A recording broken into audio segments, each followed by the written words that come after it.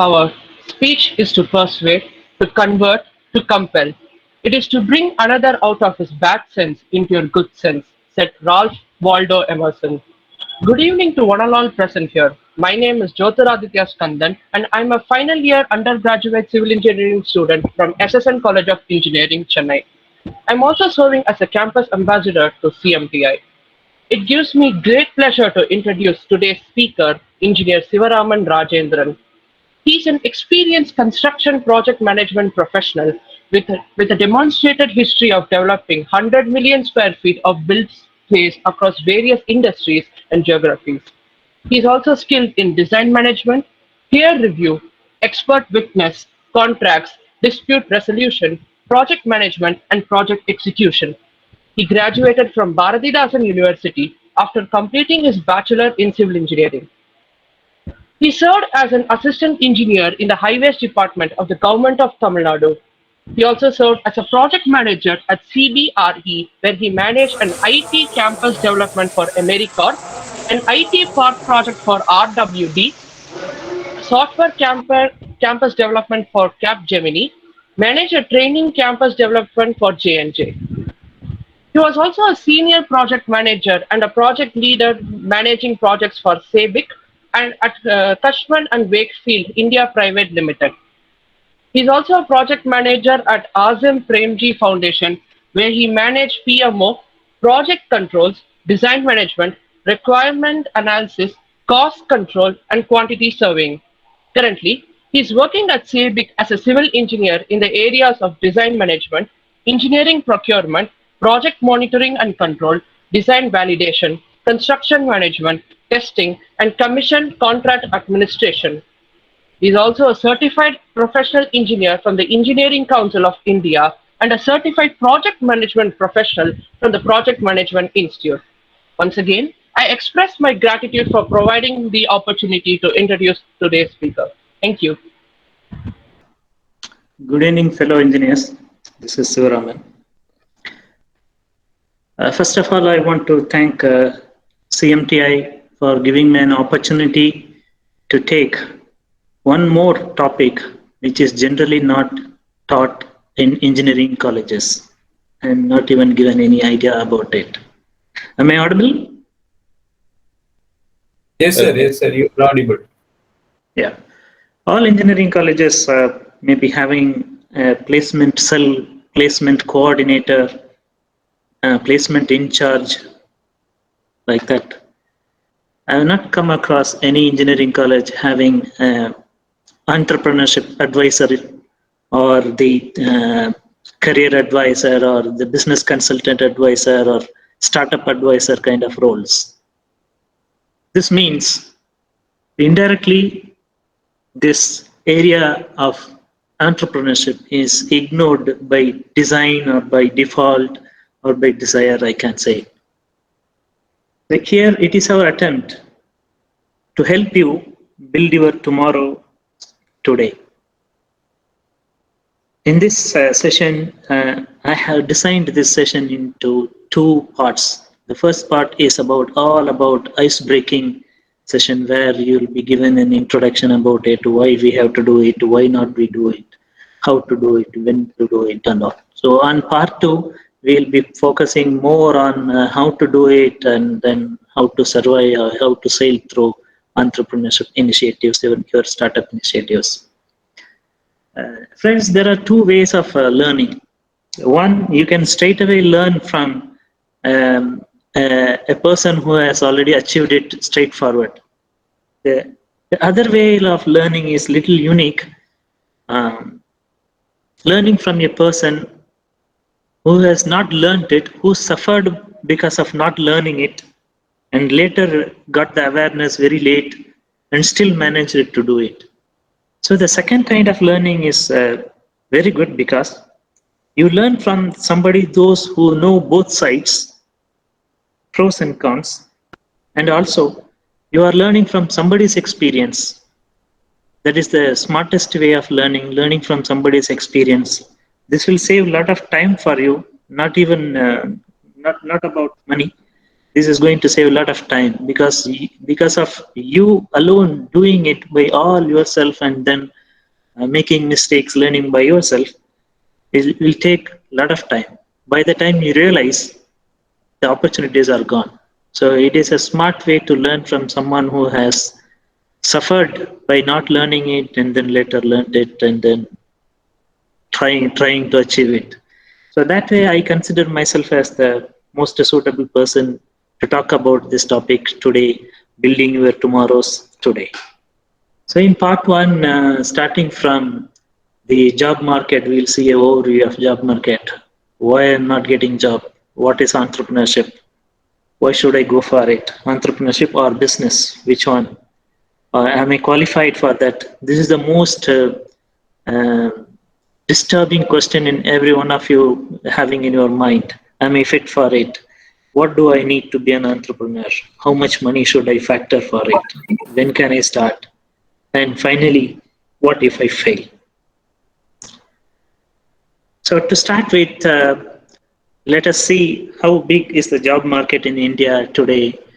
And you are not alone. India is the number one country in the world producing engineering and science graduates. It's not a wonder having 1.3 billion population. We must be number one in producing engineers and then science graduates. And India produces 25% of world's engineers. China is making 22% only. In spite of they are number one in population, they are making only 22% of world's engineers. European Union put together, all countries put together is 12%. And United States of America alone, 10% of engineers produced. So this shows how big our engineering fraternity is. And more than 15 lakhs engineers are graduated annually, and maybe little less or little more through the years, it may vary, but approximately about 15 lakhs engineers graduate every year, and making this equal to population of Switzerland.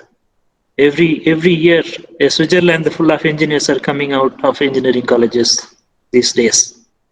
And if you take civil engineering, about 5 lakhs civil engineers are graduating annually. Are we getting 5 lakh jobs? And if you ask me the opportunity for civil engineers, 5 lakhs, yes, it is there. It is there, even more it is there. There is need for all these things because we are too much big compared to all other countries. Very big geography, very big population, and very big problems also. So we don't have homes for all the 1.3 billion people. People still sleeping on platforms, and then we don't have sufficient roads. We don't have good roads. We don't have enough infrastructure. All these years, all governments are struggling to create enough infrastructure for all the population. We don't have doctors. We don't have hospitals for all the population still. So as long as population is increasing, civil engineers do have jobs available for them. But in reality, jobs, are we getting the jobs? Or are we expecting someone to create jobs for ourselves? This is the point where we have to think whether how to provide job opportunities for all this. Is it possible in today's scenario and with all COVID and other challenges ahead, is it still possible to have 5 lakhs jobs per year? May not be. So what the history says, the recruitment history says, starting from year 2015 until the recent projection, yeah. So from here, we'll see the history of recruitment, how much jobs are given every year, recruitment history. Starting from 2015, we are given 23% of engineers were given employment. And after that, thereafter, it fluctuates for many reasons, global, local, all put together. And now, in the last 2 years, we can say 10% each year because of COVID-19 impact and economic slowdown globally.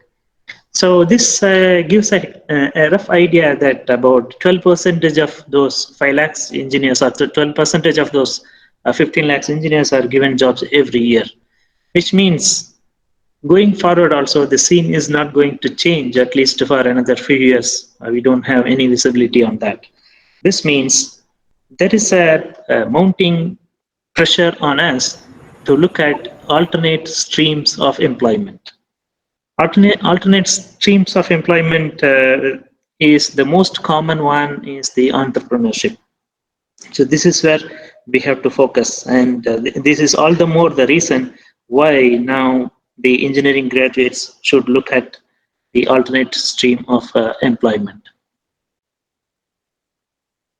Next question is in our mind is, why am I not getting jobs? Sorry. Why are you not finding a place in this 12% of the population, those who are getting jobs? The most common reason given is lack of commitment. These are the from industry I heard that in today's engineers don't have the necessary skills, lack of commitment, and no experience. If nobody is giving jobs, how can you get experience? You cannot. To get experience, you need a job. But to get a job, you need an experience. This is a kind of vicious circle which today's engineering graduates is trapped in. So let us see the one by one. Let us see some of the reasons. There are so many reasons I got to know from the industry, but I just sum up a few things like no self-confidence, no application of gained knowledge. This is one of the reasons which it came from me. This is what my observation also, and no field experience, no sound technical knowledge. The basics are lacking. No relevant job skills, no maturity to deal with the situation, no software expertise like Primavera, Excel, and all. No own brand, COVID-19, and economic slowdown. So this has put more pressure on us to find for alternate sources of employment. And entrepreneurship is the one and which is most promising, and now the possibility of that is more depending on the way you look at things turn around. Let us see what's entrepreneurship. It is spelled as ENT but normally pronounced as ANT, entrepreneurship. So let us look into what it's. Entrepreneurship is about seeking opportunities to solve real life problem and bringing about change. This is most simplest definition. If you go to the internet, there are various definitions about the entrepreneurship. It is a continuous mission, continuous effort, all that it says there. Confusing terms are there. In most simple form, entrepreneurship is about seeking opportunities to solve real life problem and bringing about change. And an entrepreneur is someone who identifies an opportunity and creates an organization to pursue it. This about it. And entrepreneurs identify the needs of the marketplace and then meet those needs by supplying a service or a product or any result. So in these definitions, you look at those words: opportunities, identifies, needs, service, and product. If you find a connect between all these things, that is called entrepreneurship. Going forward, when we define what is entrepreneurship, let us see what it is not. Is it a part-time job? Entrepreneurship is not a part-time job. Then what it is? And it is not even a full-time job. Then what else it is? It is a lifestyle of its own. Being an entrepreneurship itself is a fraternity. This is a lifestyle. This is your own brand. Whatever you do defines you in the market. In the eyes of the public, whatever you do defines. So entrepreneurship is altogether a lifestyle on its own. Why should I go for it? Just because you don't have employment, we are going for it? This is one of the reasons, not the first and foremost reason. Why should I go for entrepreneurship? Number one, you need to break from the rat race. As I told you that today's engineers are all programmed directly or indirectly, knowingly or unknowingly, to become employees of at a cheaper cost, cheapest price. This is what is happening. They say some reason, and to add to the fire, adding oil to the fire, that graduates are not coming with essential skills required for to take up the job on day one. So on that pretext, now it has become a rat race that you have to find a place within the 12 percentage of average recruitment every year, which is too much of a task. In the last, say, 5 years itself, about 50 lakhs people, 5, 6 years, 50 lakhs people have been um, slid to the market and they're struggling to find a job. So you need a break from the common trend of running behind a job and then crib saying that government is not providing jobs and I'm not getting jobs, companies are not giving us jobs. So you need to have a break out of this rat race. This is one reason. And you want to earn money on your schedule. Everyone has their own calendar of requirements, calendar of achievements, calendar of talent exhibitions. Not everyone can fly on day one. And in CMTI, and me and Ashok has already discussed that there are companies waiting for the graduates to be trained in 1 month. But Mr. Ashok has conveyed that it needs about 100 days to train an engineer in a particular trade and before he takes up a job offer or before he can go and start doing his work on day one. So this is an average. So some people can pick up very quickly, some people can pick up very late. So it is average 100 days. So on that scale, everyone has their own schedule of money requirement. Some people may have family commitments, and then with sisters, you need more money. So if you took entrepreneurship as your stream of employment, stream of income, so there is a possibility that you can create money, you can earn money at your own schedule and pace. If you want more money, you can put more efforts. If you want less money, you can just relax outside and then doing some side hustles, whatever is passion for you. So you can define your financial flow requirement. You have an innovative mind. This is one of the reasons you need to take up an entrepreneurship initiative, a startup company.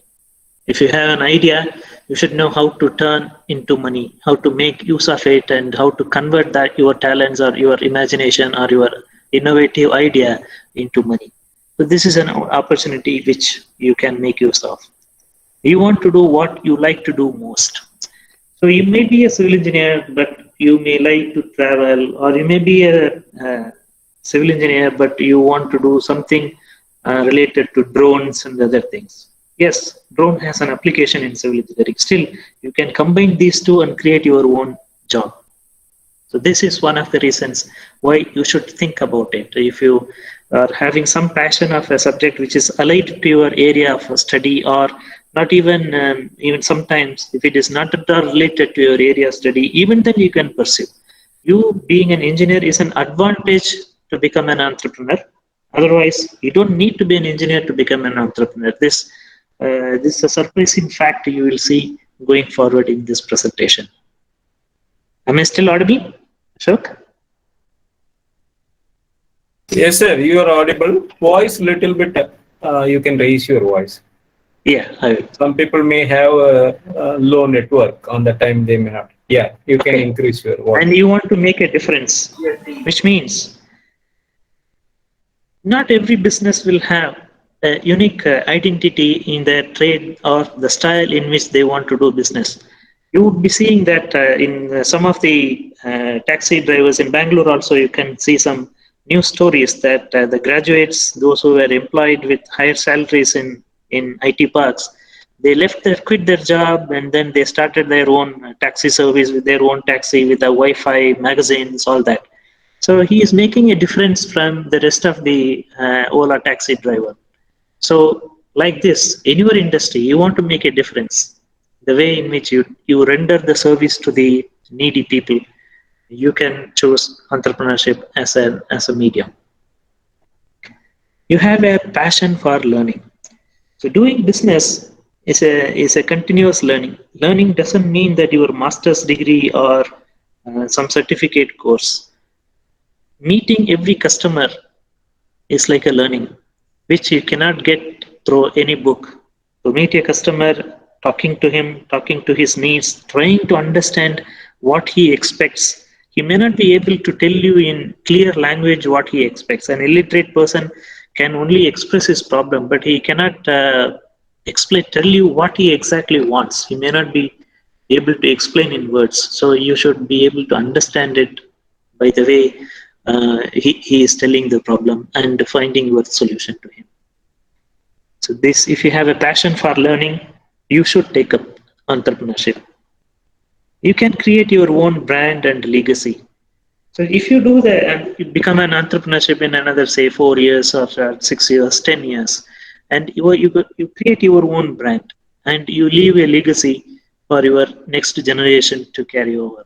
There are a lot of examples in that in India and abroad. There are many examples for that. You can create your own legacy, your brand name. So for that, you can take up. You want to tap unlimited earning potential. See, some people are born with some extraordinary talent of ideas which can generate money, which can generate revenue.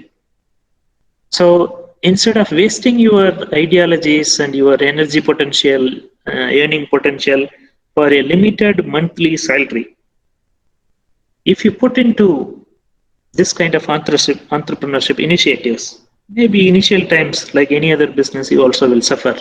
But going forward, you will be exploiting the full potential of your earning ideologies, and you can earn up to your maximum capability as long as your other parameters permit you to do.